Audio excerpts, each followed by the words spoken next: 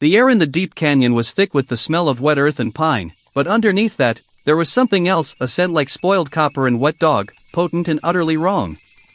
I had been hiking for 6 hours, deep into the most inaccessible section of the Red River Gorge in Kentucky, where the trails are little more than memory and the sandstone cliffs loom like silent judges.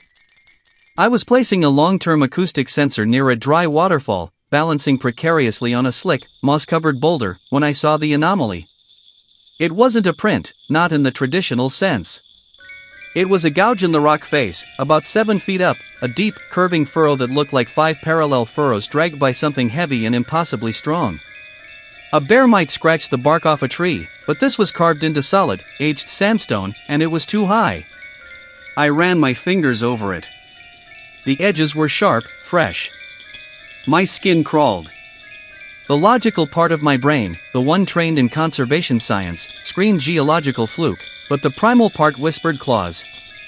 And those claws, whatever they belonged to, had been the size of my forearm. My name is David. I was 24 then, fresh out of college, full of the naive certainty that fieldwork was romantic, not terrifying. I was working on an independent study tracking nocturnal soundscapes, trying to map out a baseline for wildlife activity far from human noise pollution. My camp was a lean-to about a mile back, carefully concealed beneath a massive overhanging rock, my little sanctuary of quiet science. I'd been alone for 3 weeks, and the solitude had started to feel like a comforting blanket. That gouge ripped a hole in the blanket. I finished setting the sensor quickly, the scent of copper and dog becoming overpowering.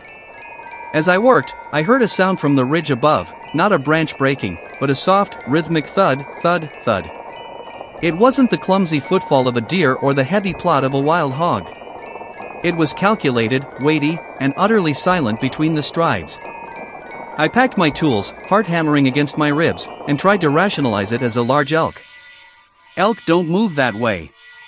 The next morning, the reality started to bleed into my scientific comfort zone.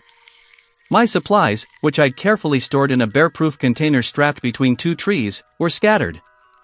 The container itself wasn't merely opened, the thick plastic shell had been peeled back like a soda can, the metal clasp bent into a useless spiral. Everything edible was gone.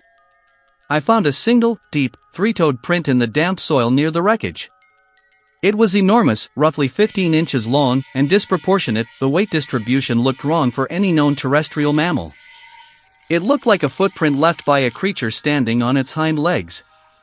I wasn't a fool. I had a satellite phone, but I was deep in a dead zone, waiting for a clear signal window that might not come for days. My only defense was a heavy-duty hiking axe and a vague hope that whatever this was, it was only interested in food. That night, I didn't sleep. The forest, usually a symphony of chirps and rustles, was oppressively silent. Around 2 a.m., the silence fractured. It was a scraping sound, not on the ground, but on the sandstone roof directly above my shelter. A slow, grinding drag, punctuated by the faint click of massive claws finding purchase. I froze, gripping the axe, sweat turning my sleeping bag clammy. Then came the stench, a blast of that rotten copper and dog, now so intense it stung my eyes and throat, forcing a gag out of me. And then I saw it. It lowered its head over the edge of the overhang, framed by the pale, sickly light of the half-moon. It was a silhouette of impossible horror. Not a bear, not a wolf, but something that had once been upright and powerful, now grotesquely mutated into a towering engine of brute strength.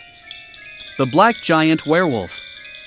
It was easily 7.5 feet tall, shoulders sloping and massive, the head too large for its body, a low, predatory skull covered in thick, coarse, jet-black fur. Its eyes were not the gold or green of a predator, but a sickly, pale yellow that seemed to absorb the moonlight rather than reflect it. The snout was long and twisted, perpetually drawn back in a silent, savage snarl, revealing teeth like dull, cracked stone.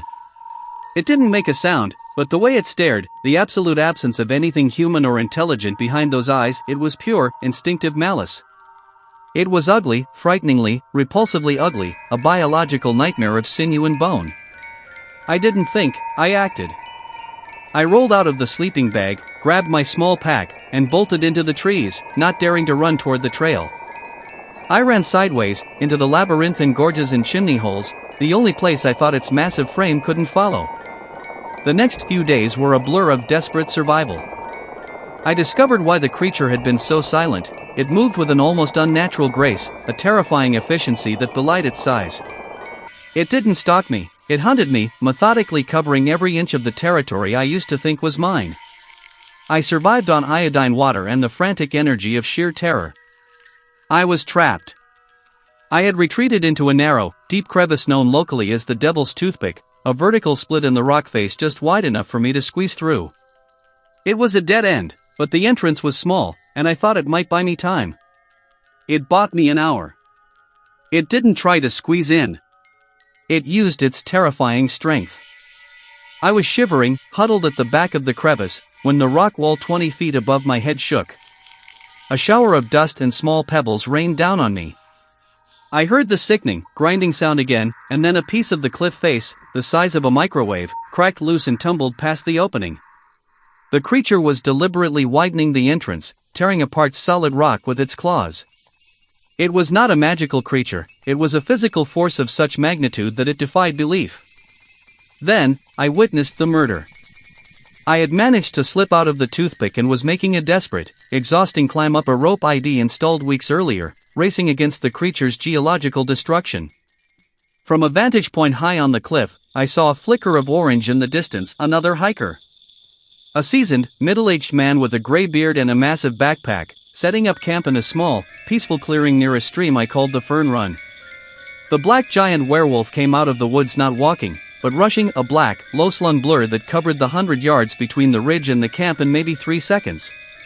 There was no howl, no roar, just a single, wet, tearing sound, followed by a grunt of sheer effort from the monster, and then a profound, sickening silence. I saw the flash of the orange tent being ripped to shreds. The destruction wasn't clumsy, it was swift, efficient, and horrifyingly purposeful. It didn't play with its food, it annihilated it. I couldn't move. I lay flat on the cold stone, watching in numb terror as the creature paused over the wreckage, its immense, shaggy back turned to me. It lifted its head, and I saw that sickly yellow gaze sweep the surrounding ridges. It was checking. It knew I was there, somewhere. I spent the next 3 days moving only at night, hiding in the dark mouths of small caves, always moving deeper into the most remote sections, trying to flank it, trying to get to the main logging road 10 miles away. I was malnourished, covered in cuts, and mentally shattered. The fight wasn't between man and beast, it was between a frail, clever human and a monstrous, biological certainty. My end came on a cold, overcast morning. I was crossing a shallow creek bed, moving silently across loose shale, when I realized I was smelling the copper scent again, not faint, but overwhelmingly strong. It was right above me. I looked up. The creature was standing atop the creek's 8-foot rock bank, having approached without a sound. Its massive form blocked out the weak morning light. Its fur was wet, matted with mud and other, darker substances. It was breathtakingly gruesome. It didn't snarl or roar, it simply dropped. The impact shook the creek bed, knocking the air from my lungs. I scrambled back, raising the axe in a useless, pathetic gesture. It didn't grab me. It simply stared, its head cocked, those terrible yellow eyes analyzing me with the pure, empty intelligence of an apex predator. It reached out one hand, a gigantic, clawed shovel, and with casual, effortless strength, batted the axe out of my grip. It flew 20 yards and clattered against the cliff face. Then, it closed the remaining distance. I smelled its breath, hot and fetid, as it towered over me. I tried to scream, but only a dry, rattling whisper escaped. I was trapped beneath its shadow, beneath the sheer, overwhelming weight of its horrifying reality. This wasn't a legend, it was a physical, breathing, ugly monster, and I was just another mistake in its ancient, terrible domain. I felt the cold, hard press of its huge claws wrapping around my chest, not crushing me yet, just holding me suspended in the final, agonizing moment of pure, blinding fear. My last thought was of the utter, inescapable pain.